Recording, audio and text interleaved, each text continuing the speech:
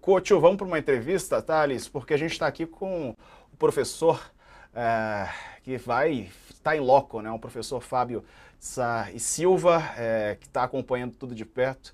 Quer dizer, ele está em loco, não, ele está em Brasília, mas ele é professor nos Estados Unidos. Aliás, professor, aquele almoço que a gente ia marcar acabou não rolando, né? Acabou que se passou. Se voltar a São Paulo, a gente combina esse almoço. Mas eu quero te falar sobre outro assunto hoje, não é sobre o almoço, é sobre as eleições. Dá para descartar a vitória do Trump? Me parece que ele tem chances reais, né? Chances concretas ainda de vencer, né, professor? Boa tarde. Boa tarde, Diego, Thales, Couto, é um prazer estar aqui com vocês de novo. Faz, eu acho que um ano e meio, Diego, que eu tenho dado entrevistas aqui ao UOL, sempre, né, sobre esse tema. E vocês sempre me perguntaram quem é que vai ganhar as eleições, né? E eu sempre disse que é impossível prever. E às vésperas da eleição ficou, igualmente impossível prever. Você olha as pesquisas. Embora hoje, né, as últimas estimativas que todas as agências divulgaram indiquem uma vitória da Kamala Harris, essas projeções elas estão colocadas aí com uma vitória no limite da margem de erro. Ou seja, é, é possível que qualquer coisa aconteça nessas eleições, tanto que Kamala ou Trump ganhem por uma maioria apertada, ou que ganhe, inclusive, por uma maioria folgada, né? Se os resultados a favor de um ou de outro nesses estados pêndulo aí forem no limite superior da margem de erro, por exemplo, né? E é possível, inclusive, que dê empate nas eleições, né? Essa é uma possibilidade nesse sistema de colégios eleitorais e tem algumas agências aí que projetam uma vitória da Câmara, mas por 2 pontos ali nos colégios eleitorais, o que pode, inclusive, sugerir essa possibilidade do empate, né? Então, sim, é possível que Trump ganhe, né?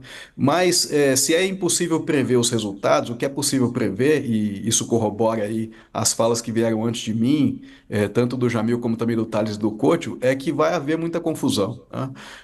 Trump tende, concordo com o que foi dito aqui, a se proclamar vencedor antes da finalização da contagem de votos.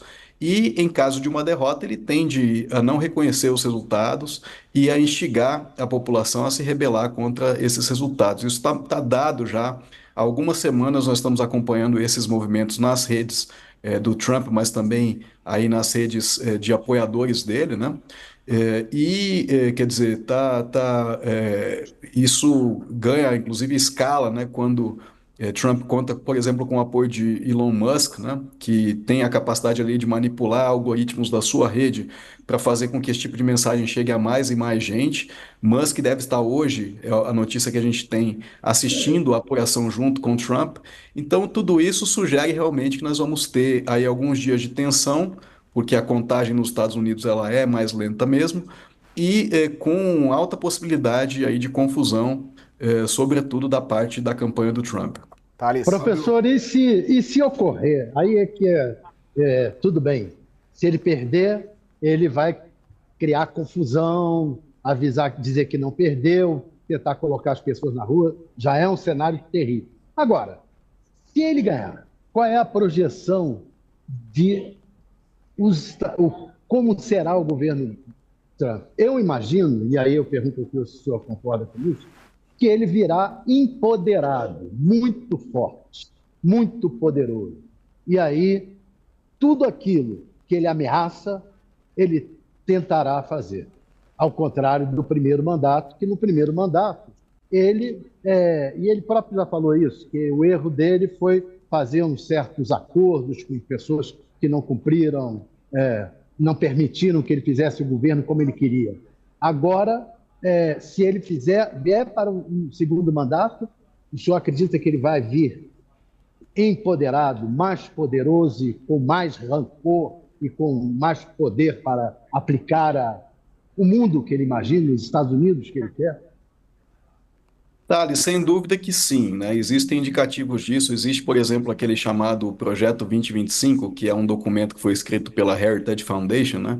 Que é um think tank aí que orbita em torno do MAGA e do Partido Republicano e também da campanha do Trump, que trouxe ali um conjunto de medidas que deveriam ser tomadas por ele logo de cara, né? E entre essas medidas está, por exemplo, a ocupação completa aí dos cargos de confiança com pessoas leais a ele, né? Então, uma das queixas que os republicanos têm do primeiro mandato do Trump é justamente que havia ali pessoas na Casa Branca, né, que buscavam oferecer contrapontos, que buscavam chamar a atenção para a ilegalidade de alguns atos. Você vê que teve alguns atos ali do Trump no começo, como por exemplo aquele Muslim ban, né, a proibição a que muçulmanos entrassem no país, que foram derrubados pelos tribunais. Então algumas medidas que ele tomou ali foram realmente contrariadas ou pela burocracia ou pelos tribunais, né? E eles têm consciência disso. Então, nesse momento, o que eles vão fazer é buscar armar ali dentro da Casa Branca, né, uma configuração que gere menos resistência e que, na verdade, promova aí a validação das medidas radicais que ele pretende tomar, né. Parte E disso também está. Na Suprema Corte, ele já montou um esquema dele também, né?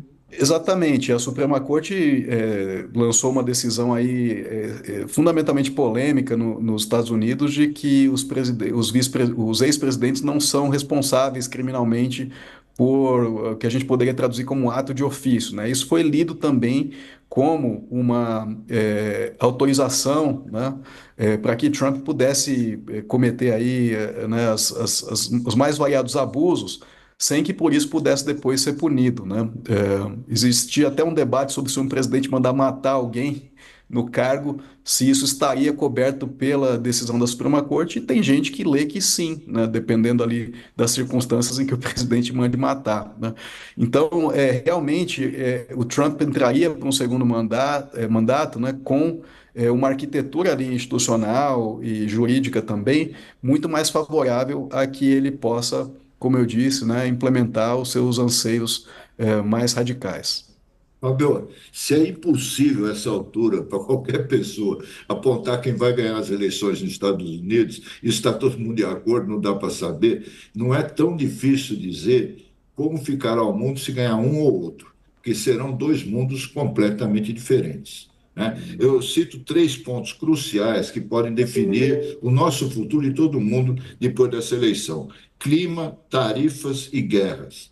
O que Uhum. acontece no mundo se ganhar o Trump ou se ganhar a Câmara? Qual é a diferença? Bom, em relação ao clima, a gente tem desde o primeiro mandato do Trump uma atitude bastante negacionista em relação a mudanças climáticas, né? Ele saiu do Acordo de Paris durante o primeiro mandato, foi o Biden que reinseriu os Estados Unidos no Acordo de Paris. Eu acredito que ele deva retomar essa linha, de negação das mudanças climáticas, de apoio à indústria do petróleo nos Estados Unidos, né? E, enfim, a rejeição a medidas que pudessem mitigar ou promover a adaptação dos Estados Unidos, mas também no mundo em relação a isso. Em relação às tarifas, o Trump tomou uma medida no seu primeiro mandato que foi reorganizar o NAFTA, né? Portanto, ele já tem desde lá também uma visão negativa em relação ao livre comércio, mas para esse segundo mandato, né, e já desde o primeiro mandato, na verdade, ele traz essa retórica anti-China e essa ideia de que os Estados Unidos precisa proteger a sua indústria, o que quem vem de país em desenvolvimento sempre disse, né, que você precisa, livre comércio é positivo, mas algum nível de proteção à indústria também é saudável, né? Mas ele vem projetando aí uma tarifa linear de 15% para todos os produtos importados, né?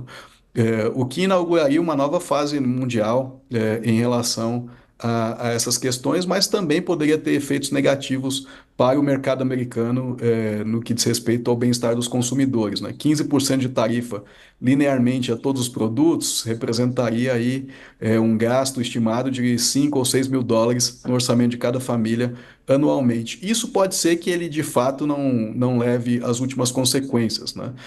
Mas certamente nós vamos ter aí uma fase de guerra comercial acirrada, né? Que se a gente for lembrar, Coach, você que gosta da história, é uma das razões que teve por trás aí das guerras mundiais no século XX, né? Especialmente a Segunda Guerra Mundial. E o terceiro item, né, as guerras, quer dizer, acho que especialmente em relação a Israel, Palestina, muito embora os dois partidos sejam aí apoiadores de Israel como princípio, né?